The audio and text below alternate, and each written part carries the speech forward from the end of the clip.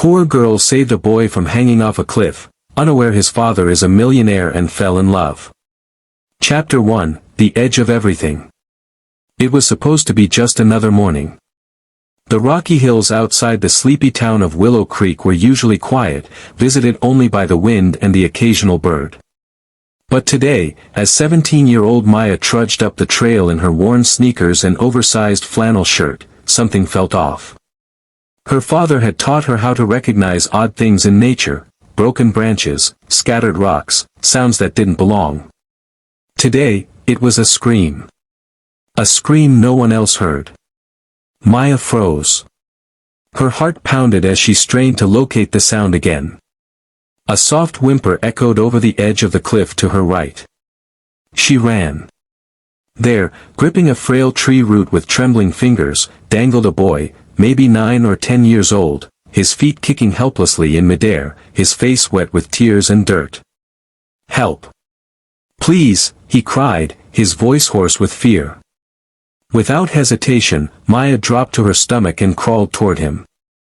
The edge was crumbly, unstable. One wrong move, and they'd both fall. She gripped the root with one hand and reached for the boy with the other. "Take my hand," she said, her voice steady despite the chaos inside her. He hesitated. I'm scared. I've got you. I promise." When their hands connected, Maya gritted her teeth and pulled with every ounce of strength in her small frame. The earth gave a warning groan, but she didn't let go. With one last surge, she dragged him over the edge and collapsed beside him, both of them panting, dirt-streaked, and alive. Then the boy did something that stopped her cold. He started crying, and not just from fear. He clung to her and whispered, "You saved me. No one ever saves me." Chapter 2, The Girl Who Had Nothing. Maya lived with her grandmother, a seamstress, in a 2-room house that smelled like lavender and old books. Her mother had left when Maya was a toddler. Her father, a construction worker, had died in an accident 3 years ago. Since then, Maya took up odd jobs, waitressing, babysitting, helping elderly neighbors carry groceries, anything to keep the lights on. She didn't mind. Her life wasn't easy, but it was honest. She had learned that kindness didn't cost money, it just took heart. That day, after walking the boy, whose name was Leo, down the trail and waiting with him until the ambulance arrived, Maya didn't ask questions. She didn't seek praise. The paramedics thanked her, and she nodded politely, ready to disappear into the trees again. But as she turned to leave, a sleek black car screeched to a halt at the trailhead. A man in a crisp white shirt and blazer rushed out, nearly tripping over himself as he ran toward the paramedics. "Leo! My God," the man cried, dropping to his knees beside the boy. "Daddy," Leo sobbed, burying his face into the man's chest. Maya paused. She hadn't expected anyone to show up. The man looked up, his eyes locking with hers. "Are you the one who saved my son?" She shrugged, uncomfortable. He needed help. That's all. The man stood, walked over, and extended his hand. "I'm Nathaniel Blackwood." Maya blinked. The name sounded familiar. Then it hit her, Blackwood Industries. Real estate. Resorts. He was worth millions.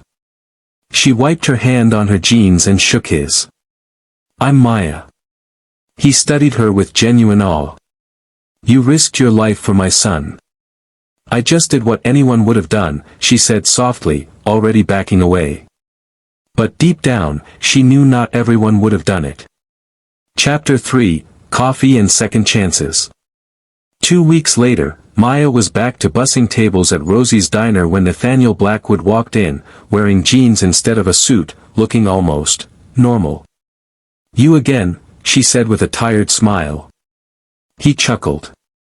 "I was hoping you'd be here. Leo's been asking about you every day." "That's sweet. Is he okay?" "He's more than okay, thanks to you." He hesitated. "Look, Maya, I didn't get to say this properly.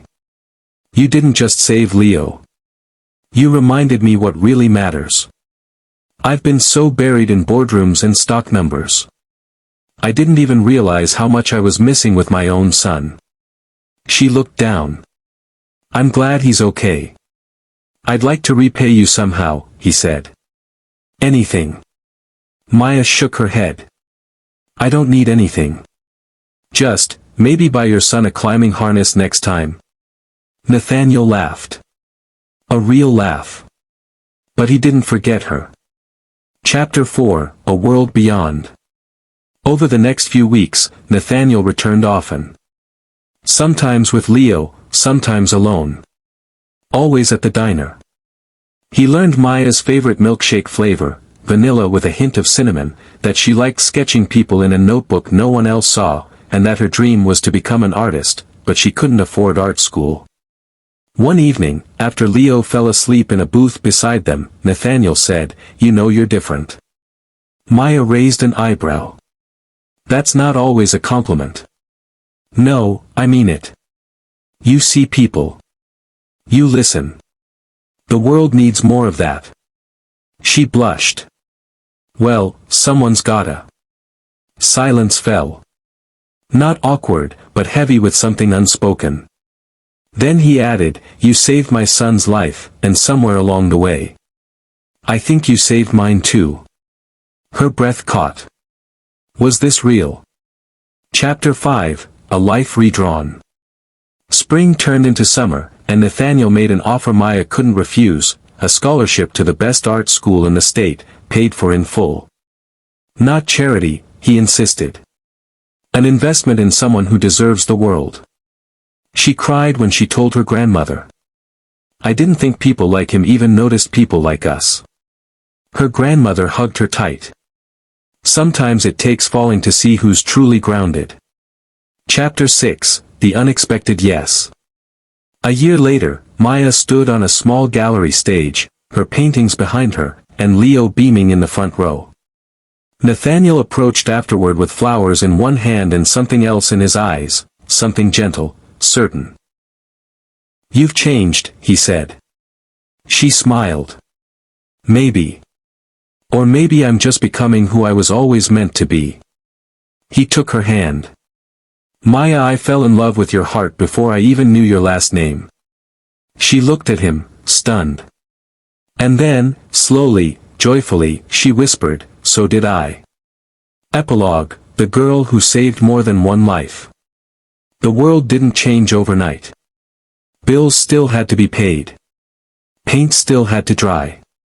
But Maya's story reminded a town and a millionaire hat you don't have to have much to give everything. Her simple act of courage became the thread that stitched a broken family back together. And she, the girl with nothing, found that in giving without expectation, she had received the most unexpected gift of all. Love. Sometimes, the smallest hands hold the greatest strength. And sometimes, a single act of kindness can pull not just one, but many, back from the edge.